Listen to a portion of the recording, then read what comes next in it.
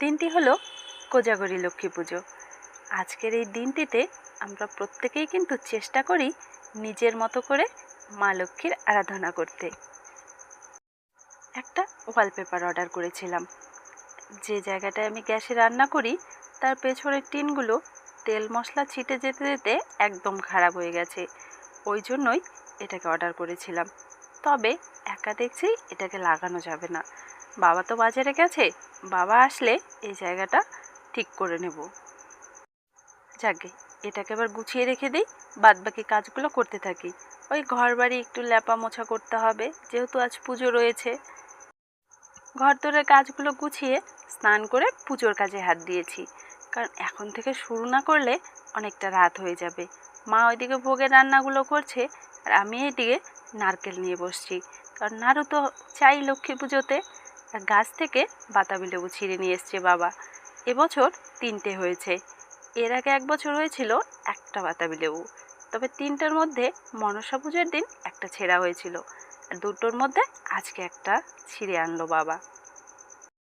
লক্ষ্মী পুজো মানেই কিন্তু সকলের ঘরেই নাড়ু মোয়া মুড়কি সমস্তটাই হবে। তবে আমাদের বাড়িতে আজকের আয়োজনটা তেমন বিশেষ একটা বড় নয়, ওই ছোটোখাটো করে নিজেদের মতো করছি। কারণ কালকে এত বড় একটা দুর্যোগ গেল, এখনও কিন্তু বেশ কিছু মানুষ সেই দুর্যোগটা কাটিয়ে উঠতে পারেনি। সেটা নিয়েই সকলেরই একটু মন মেজাজ খারাপ ছিল। প্রত্যেক বছর আগের দিন বাজার করা হলেও এবছরে কাল আর কেউ বাজার করেনি। ওই সকালের দিকে বাবা বাজারে গিয়েছিল, টুকটাক যা পেরেছে একটু নিয়ে এসছে, ওই দিয়েই আজকের পুজোটা সারতে হবে। যে কাজটা করা আমার পক্ষে একদম অসম্ভব, আজকে সেই কাজটাই করছি, আলপনা দেওয়া, যেটা আমি একদমই পারি না।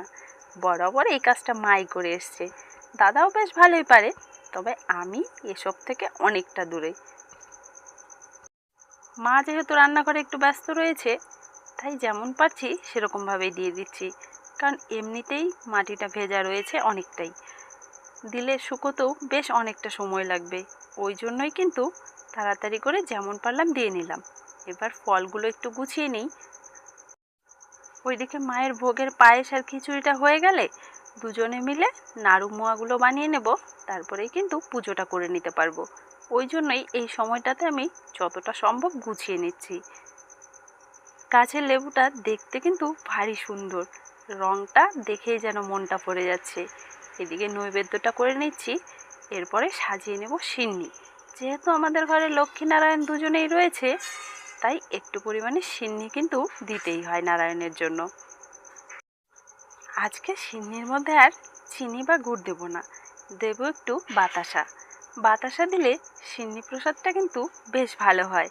আর নারকেল কোরানোর সময় অল্প একটু নারকেল রেখে দিয়েছিলাম এই সিন্নিতে দেবো বলে। যাকে হয়ে গেছে সমস্তটা গোছানো, এবারে চলে এসেছি রান্নাঘরে। মায়ের কত দূর হলো সেটাই দেখার জন্য। ওইদিকে খিচুড়ি পায়েস হয়ে গেছে, এবারে গুঁড়ো জাল হয়ে গেছে। আগে খইয়ের মধ্যে দিয়ে তারপরে বানানো হবে কিছু তিলের নাড়ু, আর সবার শেষে হবে নারকেল নাড়ু। আজকে আর মুড়ির মোয়াটা বানাচ্ছি না, যদিও আমাদের বাড়িতে লক্ষ্মী ঠাকুরকে মুড়ির মোয়াটা দেওয়া হয় না। ওই জন্যই ভাবছি আজকে অনেকটা দেরিও হয়ে যাবে, থাক অন্যদিন নিজেদের জন্য না হয় বানিয়ে নেব। আর ছোট থেকেই বরাবর দেখেছি পুজোর দিনই কিন্তু আমাদের বাড়িতেই নাড়ু মোয়া তৈরি করা হয়। আগে বানানো থাকলে সেগুলো কিন্তু পুজোতে দেওয়া হয় না। দুর্গাপূজার সময় বানালেও সেই লক্ষ্মী পুজোর দিন ঠাকুরের জন্য কিন্তু বানাতেই হবে। ঠাকুমাকে ওইভাবেই দেখেছি, মাকেও দেখি সেই নিয়মটাই পালন করতে। ওই জন্যই পুজোর দিনই করা হয় সমস্তটাই। এবারে তিলের নাড়ুগুলো ঝটপট বানিয়ে নিচ্ছি। তিলের নাড়ুর পাকটা কিন্তু বেশ সুন্দর হয়েছে, নাড়ুগুলো খুব সুন্দর হচ্ছে। হাতে নেওয়ার সঙ্গে সঙ্গেই যেন নাড়ু একাই তৈরি হয়ে যাচ্ছে। অনেক সময় কি হয় জানো তো, গুড়টা যদি একটু খারাপ হয় বা ভালো না হয়, পাকটা ঠিকঠাক হতে চায় না, তখন কিন্তু নাড়ু বানাতে গেলে বেশ অসুবিধে হয়। একটা মাটির পাত্রের মধ্যে খই আর নাড়ুগুলো সুন্দর করে সাজিয়ে দেব। আর পুজোর ওই দিকটা তো মোটামুটি তৈরি হয়ে গেছে আমার। এদিকে ডোলের মধ্যে দেওয়া হয়েছে 3 ধরনের শস্য, একটাতে রয়েছে সর্ষে, আরেকটাতে চাল, আরেকটাতে দিয়েছি খই। ধান ছিল, ধানটাও দেওয়া যেত, তবে ধানটা পাড়া একটু ঝামেলা, অনেকটা ভেতরে রয়েছে তো, তাই এরকমভাবেই 3টে দেওয়া হলো।